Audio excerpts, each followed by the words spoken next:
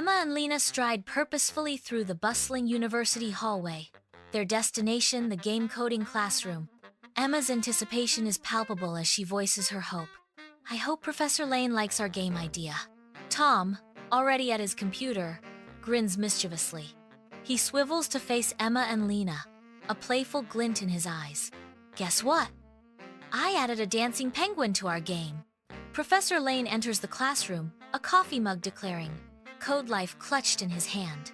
He sets the mug down, the sound cutting through the quiet hum of computers. Professor Lane smiles, ready to inspire. Morning, coders. Let's debug and shine today.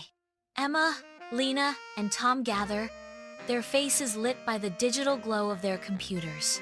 Emma's fingers dance across the keyboard, a whirlwind of coding.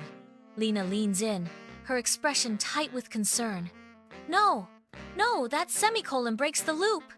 Emma responds, Oops, my bad. The classroom explodes with anticipation as students test their game, a digital world coming to life on the screen. Instead of a knight, a chicken wearing sunglasses struts across the digital landscape. Tom exclaims, Oops, I might have copy-pasted the wrong sprite. Professor Lane responds, Okay, I wasn't expecting that, but it's genius. In the sunlit classroom, Tom and Emma exchange a knowing glance, a silent pact sealing their collaboration. Lena's eyes roll skyward, her exasperation echoing through the room as she exclaims, This is supposed to be a fantasy game, not a farm. Tom retorts with a grin. Who doesn't love a stylish chicken? The team watches as the knight avatar triumphs on the screen.